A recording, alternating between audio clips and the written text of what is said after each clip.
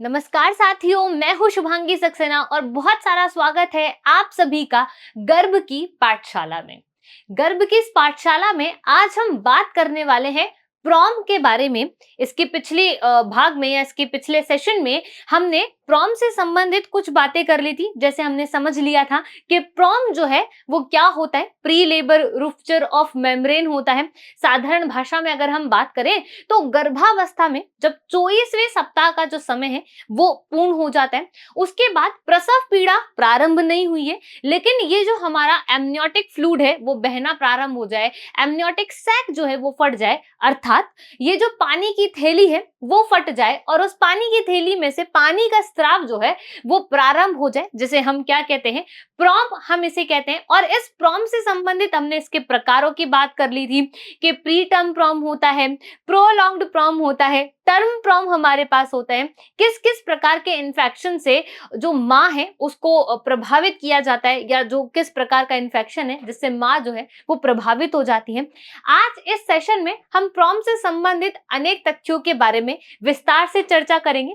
चलिए शुरू करते हैं हमारे बीच की इस मजेदार बातचीत को, जहां हम समझने वाले हैं कि प्रॉम जो है उसकी पहचान कैसे की जाए, हम इसकी पुष्टि कैसे करें कि एक जो महिला है, जो गर्भवती महिला है, वो प्रॉम से ग्रसित हो चुके हैं, प्रॉम जो है वो उनको हो चुका है। तो इसी कड़ी में सबसे पहला जो है वो होता है मुख्य लक्षण की अगर मैं बात करूं, योनि से पानी जैसा स्त्राव आना। या तो ये स्त्राव तेज हो सकता है या ये स्त्राव धीरे धीरे हो सकता है, जिसको हम लीकेज बोलते हैं। अब देखिए, पानी की थैली जो है वो फट गई है, तो पानी की थैली अगर फटती है तो पानी जो है वो बाहर निकलेगा। तो उसी तरीके से योनि से क्या बाहर आएगा, पानी ही तो बाहर आएगा। तो पानी जैसा स्त्राव आना ये क्या होता है, ये बताता है कि प्रॉम का ये मुख्य लक्षण है कि अगर ऐसा कुछ हो रहा है तो आप समझ जाइए कि प्रॉम जो है आप उससे ग्रसित हो चुके हैं। दूसरी बात करते हैं, गर्भावस्था में क्या होता है कि अंतिम जो समय होता है गर्भावस्था का, उसमें क्या होता है कि हम कंफ्यूज हो जाते हैं, क्योंकि हम ये समझते हैं कि देखिए पानी जैसा स्त्राव आ रहा है और मूत्र भी कैसा होता है, पानी जैसा ही ये होता है। तो अगर गर्भावस्था के दौरान जो अंतिम महीने चल रहे हैं, अंतिम माह जो चल रहे हैं, उसके अंदर क्या हो कि पानी जैसा स्त्राव आ रहा है, तो हमें लगता है कि हो सकता है ये मूत्र जो है उसका स्त्रावण यहाँ पर हो रहा है। तो हम मूत्र में और एमनियोटिक द्रव के अंदर कंफ्यूज हो जाते हैं, असमंजस में पड़ जाते हैं कि कौन सा जो द्रव है वो जो हमारा शरीर है उससे बाहर ये स्त्रावित हो रहा है। तो गर्भावस्था के अंतिम महीनों में, बिल्कुल अंतिम महीनों की हम यहाँ पर बात कर रहे हैं, में मूत्र के रिसाव से कैसा हो जाता है, भ्रम यहाँ पर हो जाता है। क्योंकि क्या होता है कि ये जो वाटर बैग है ये पानी से भरा हुआ है, अब ये जो है फट चुका है, तो इसमें से क्या निकलेगा, पानी निकलेगा। लेकिन अगर इसमें से पानी निकल रहा है तो हमें क्या लगता है, हमें लगता है कि मूत्र का स्त्रावण यहाँ पर हो रहा है, जबकि वो मूत्र का स्त्रावण नहीं होता है, वो आपके वाटर बैग जो है वो फट चुका है और उसका स्त्रावण जो है वो यहाँ पर हो रहा है। तो एक भ्रम की स्थिति उत्पन्न हो जाती है, जिसमें हमें समझ नहीं आ पाता है कि मूत्र का स्त्रावण हो रहा है या फिर हमारा ये जो एमनियोटिक द्रव है इसका स्त्रावण यहाँ पर हो रहा है। आगे और बात करते हैं, हम इसका निरीक्षण कैसे कर सकते हैं। तो पैड द्वारा हम इसका निरीक्षण कर सकते हैं कि जब हमें लगे कि बहुत ज्यादा स्त्रावण हो रहा है या पानी जो है वो निकल रहा है, तो आप क्या करें, पैड लगा लें। पैड अगर गीला है, पैड अगर गीला है तो हम क्या समझते हैं कि भाई पैड जो है वो आपका गीला हो रहा है, तो इससे आप क्या पता लगा पाएंगे कि एमनियोटिक जो फ्लूइड है उसका स्त्रावण यहाँ पर हो रहा है। एक और जो परीक्षण है जिसके माध्यम से हम ज्ञात कर सकते हैं, वॉल्सलवा मनूवर, जिसमें क्या होता है कि जो गर्भवती महिलाएं, उन्हें जोर से खांसने को कहा जाता है या फिर उन्हें जोर लगाने के लिए कहा जाता है, जिससे कि क्या होगा, ये जो मेम्ब्रेन है इस पर दबाव पड़ेगा, इस पर दबाव पड़ेगा तो ये जो फ्लूइड है ये बाहर आएगा। तो सर्विक्स से एमनियोटिक जो द्रव है उसका स्त्रावण आप देख सकते हैं कि वो यहाँ पर होगा। तो इससे आपको ये ज्ञात हो जाएगा कि ये जो वाटर बैग है उसमें से लीकेज जो है वो प्रारंभ हो चुकी है। और अगर ये लीकेज प्रारंभ हो चुकी है तो आप क्या से ग्रसित हो चुकी हैं? प्रोम से ग्रसित हो चुकी हैं। इसकी मदद से आप ये ज्ञात कर सकती हैं। आगे बात करते हैं।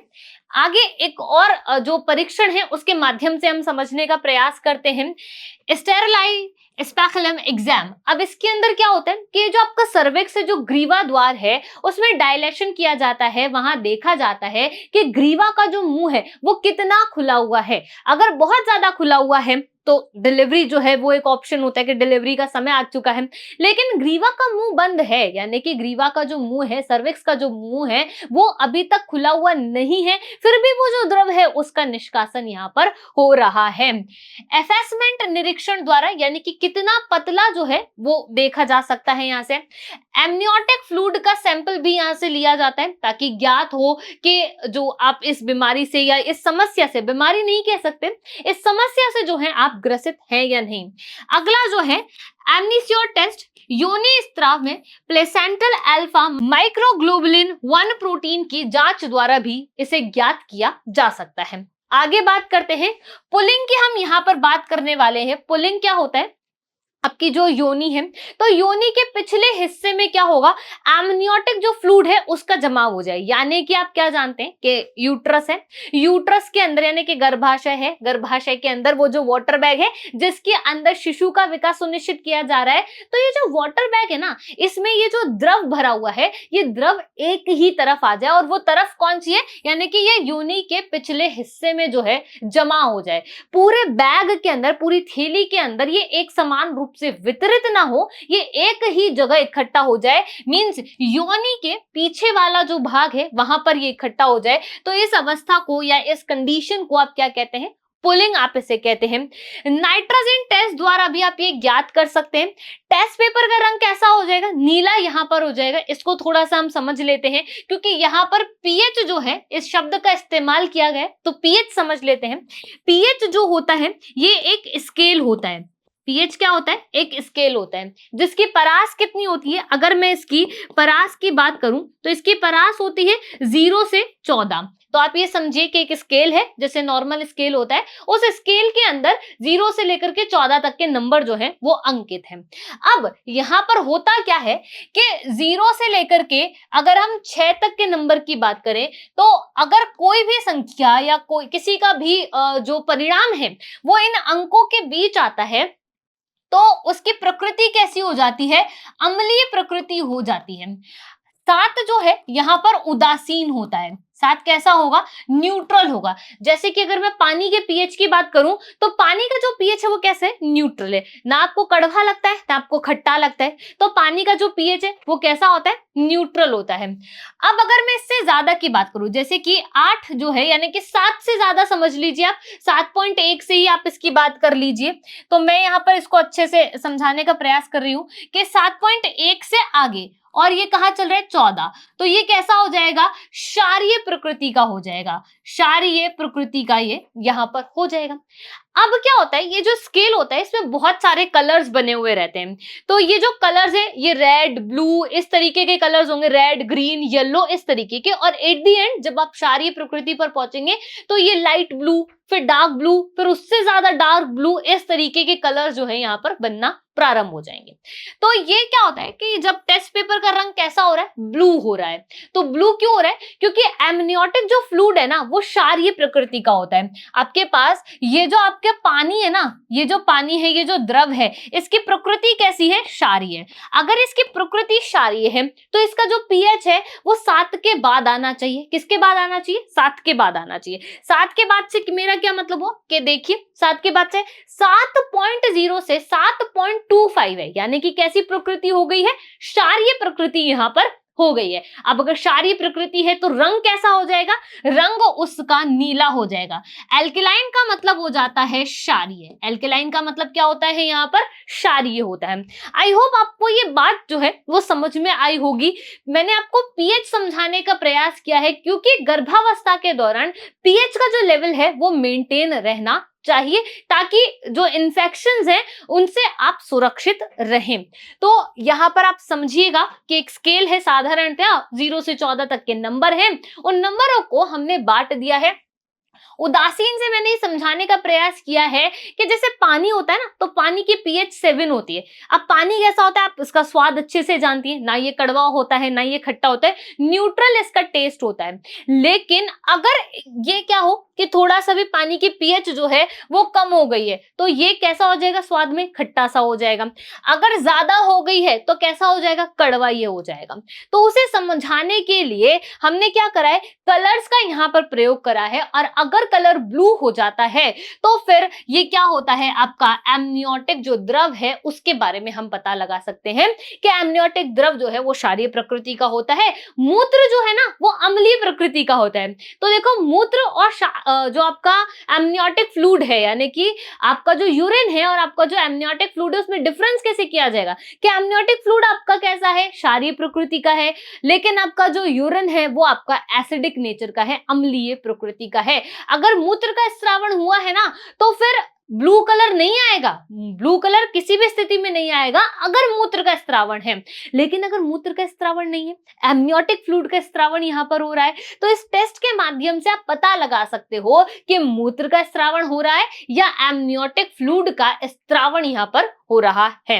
आगे बात करते हैं, चलिए आगे चलते हैं। एक और टेस्ट यहां पर होता है जिसे फर्निंग टेस्ट कहते हैं। इसमें क्या करते हैं, एमनियोटिक द्रव का एक सैंपल ले लेते हैं। एमनियोटिक द्रव का जब आपने सैंपल ले लिया, अब इस सैंपल को सुखा देते हैं। तो जब ये सूखने के बाद क्या हो जाता है, क्रिस्टल रूप में परिवर्तित हो जाता है। अब ये क्रिस्टल जो है उसमें क्या हो, फर्न जैसी आकृति अगर बन जाए, फर्न जो होता है वो, फर्न की लीफ की अगर मैं बात करूं तो पॉइंटेड सी, शार्प सी ये लीफ होती है।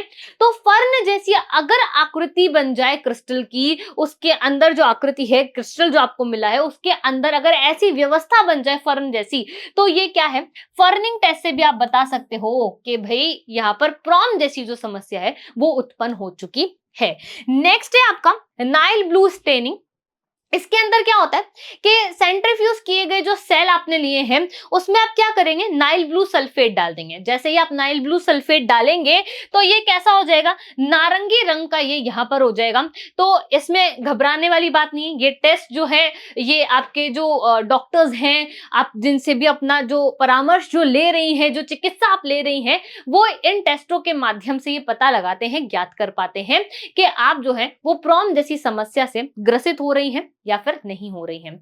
आगे बात करते हैं, अल्ट्रासाउंड के माध्यम से भी आप ये ज्ञात कर सकते हैं कि प्रॉम जैसी समस्या से आप ग्रसित हो चुकी हैं या नहीं हुई हैं। भ्रूण का वजन, एमनियोटिक द्रव का index, amniotic fluid index, AFI मतलब एमनियोटिक फ्लूइड इंडेक्स की हम बात कर रहे हैं, या अधिकतम ऊर्ध्वाधर पॉकेट, एमपीवी, एनएसटी, बीपीपी, इनकी मदद से ये जो डॉक्टर्स हैं आपके, जिनसे आप ट्रीटमेंट ले रही हैं, आपकी नर्सेज हैं, ये आपको बता देती हैं कि आप जो है प्रॉम जैसी समस्या से ग्रसित हैं या फिर नहीं है।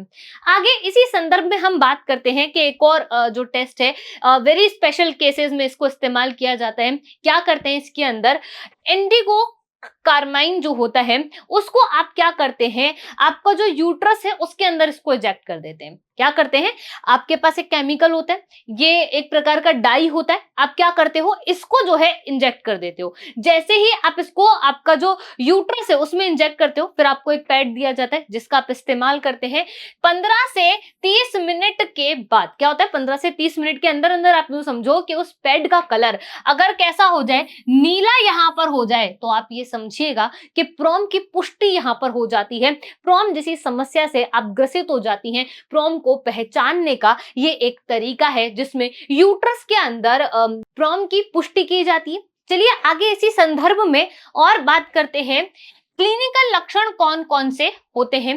तो एमनियोनाइटिस के बारे में हम यहाँ बात कर रहे हैं। अब ये क्या होता है कि एमनियोटिक जो थैली है, एमनियोटिक जो सैक आपका है जिसके अंदर एमनियोटिक फ्लूइड भरा हुआ है, मींस पानी की ये जो थैली है उसको एमनियोटिक सैक पढ़ते हैं, और जो उसके अंदर पानी भरा हुआ है उसे क्या पढ़ेंगे, एमनियोटिक फ्लूइड पढ़ देंगे। तो ये जो पानी की थैली है, एमनियोटिक जो थैली है, इसके अंदर क्या होता है, जो द्रव है यानी कि एमनियोटिक फ्लूइड जो है उसमें क्या हो गया है, संक्रमण यानी कि इन्फेक्शन हो चुका है। तो अब देखिए क्या है कि यूट्रस है, हाँ जी मैम। अब यूट्रस के अंदर क्या हो रहा है, यूट्रस के अंदर आपके ये जो नाल है, ये नाल क्या कार्य करती है, ये नाल जो है वही तो सबसे महत्वपूर्ण कार्य करती है। माँ से शिशु तक भोजन का जो स्थानांतरण है ये इसी नाल द्वारा तो किया जाता है, इसी के माध्यम से तो जो शिशु है उसको सभी पोषक पदार्थों की प्राप्ति हो जाती है।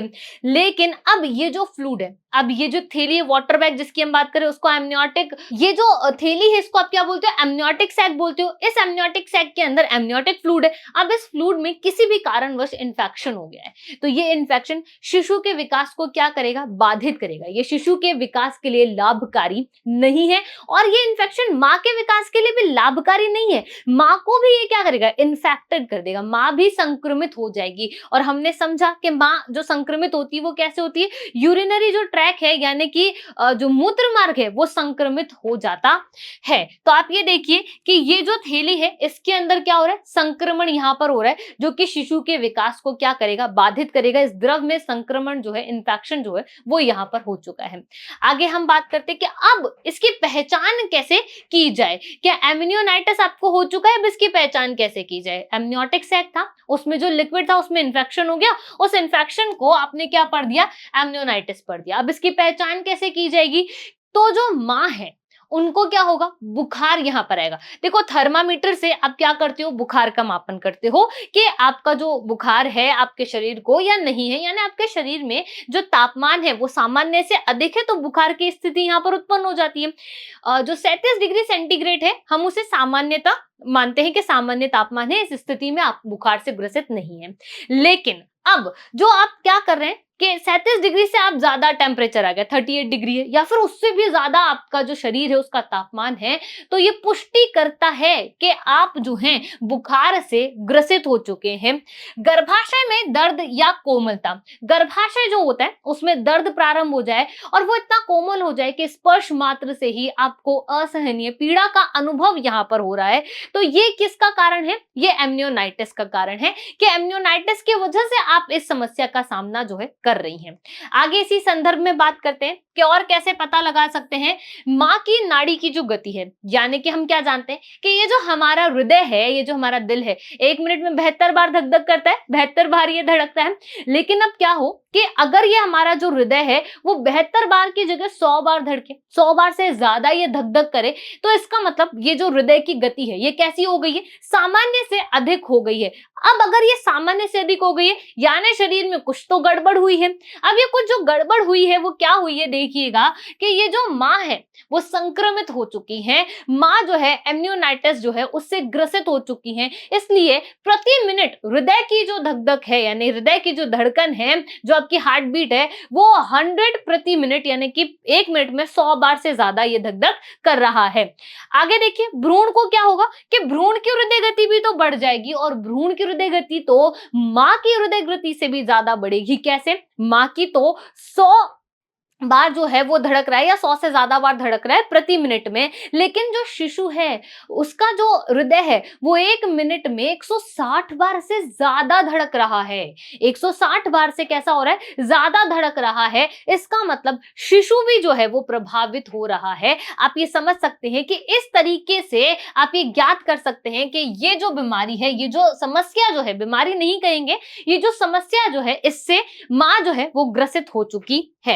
एमनियोटिक द्रव से कैसी हो जाए, दुर्गंध जो है वो यहाँ पर आने लग जाए कि जो एमनियोटिक फ्लूइड जो है वो जो पानी जो है जिसका स्त्रावण यहाँ पर हो रहा है, वो जो पानी है उससे जो है दुर्गंध का आभास हमें होने लग जाए, तो ये एक विशेष प्रकार की समस्या जो है वो आप इससे ग्रसित हो चुके हैं। ये सभी कारण है जिनकी वजह से हम पहचान सकते हैं, हम ज्ञात कर सकते हैं कि जो माँ है वो एमनियोनाइटिस से ग्रसित हो चुकी है। तो इस सेशन में हमने बात करी कि प्रॉम जो है उसको कैसे पहचाना जाता है, एमनियोटिक फ्लूइड जो है वो क्या होता है, किस तरीके से उसका स्त्रावण होता है और उसमें अगर इन्फेक्शन हो जाए तो उस इन्फेक्शन से क्या क्या चीजें प्रभावित होती हैं। आज के सेशन के लिए आप सभी का धन्यवाद। आगे आने वाले सेशंस में हम प्रॉम के बारे में जो अनेक जो तथ्य हैं उन पर और अच्छे तरीके से और विस्तार से बात करेंगे। इस सेशन के लिए आप सभी का धन्यवाद।